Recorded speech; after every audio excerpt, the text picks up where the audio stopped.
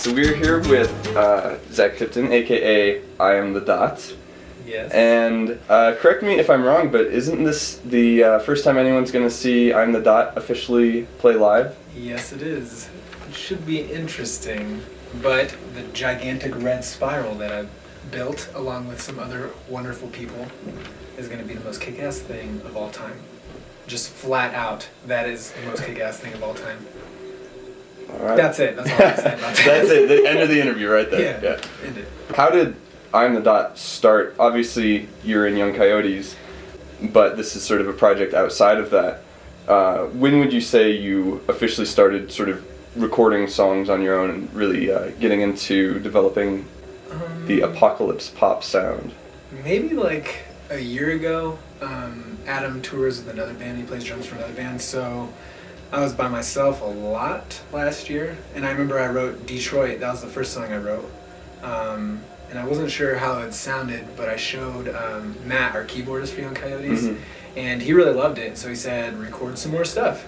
Because I was usually apprehensive about doing anything by myself. I never thought I had, like, you know, the it thing to do everything. But I just started writing it, and then it became really fun. And then Adam was gone a lot more. And so now I have, like, you know, like, what is it, like 20 or 30 songs. And it's been like, maybe like a year, like a year ago. Yeah. Probably something like that. From the sounds of it and from what I've seen, it seems like you're constantly producing, you know, new EPs, new singles, you know, new collaborations and things like that. What is the creative process like for you? How do you work in that? I'm a big list maker. Yeah. I like every day I redo a whole list and check things off, and so I never don't have something to do. I have this ultimate goal of what I want I'm the Dot, or what I've always wanted to do since I was like playing for Moros like 5 years ago, and I've always tried to take steps to eventually reach this idea that I've had all of my whole life. And so I think I'm just progressively just getting there each EP that I do, like slowly, like with the first I Am the Dot EP, I was trying to integrate a lot of vocals and see if I could do that. And then the next one, I was seeing if I could get like a mood. And so now that I had like mood and like vocals, then my next thing was composing with the different things. Like I just finished an EP called Minimal Love, and it has live drums. And then so the next one it's gonna be like very like lots of horns and brass that I'm recording like in a couple months, and then just eventually getting to a certain point where this idea that I have, that I've always had for like, I think like 10 years. And so, and then even after that, I have another idea to completely change everything. I think it's just maybe like the fear of like dying has something to do with it. And then trying to just beat that fear by constantly doing stuff, so at least I'm closer to where I want to be. If I do, you know, get hit by a truck or something like tomorrow kind of thing. So that's pretty much what it is. Just the fear of something really awful happening to me. It drives me to do things. So you mentioned earlier that you've got sort of a few things in the wings, some EPs maybe coming up. Yeah. Any idea when we're going to see any of those? Well, the newest one is Minimal Love. It's a 3-song EP, and my old drummer from Moros recorded drums for it. And it's just, you'll hear 2 of the songs tonight. It's just I'm trying to get like more of a soul, like Marvin Gaye type thing, but like a little bit stranger, you know, from listening to the other stuff I've done.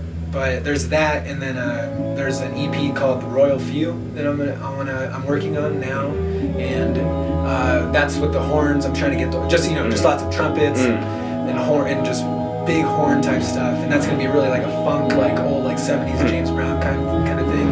And then eventually, I mean, if someone wants to sign me or whatever, that'd be really awesome. But my full length, I've had this idea of what I wanted to do is just like, it's gonna be like Sinatra, like psychedelic Sinatra is my ultimate thing, where everything's just gonna be composed in just like orchestral loops. And I've already written a lot of it, but it's like just orchestral loops of just like, I wanted to hire a big orchestra and just trying to use my connections to try to use it, but and then just loop that shit and then just have it like just this huge like Phil Spector just wall of sound to just totally encompassing shit. So, and after that I might go country. I'm not sure.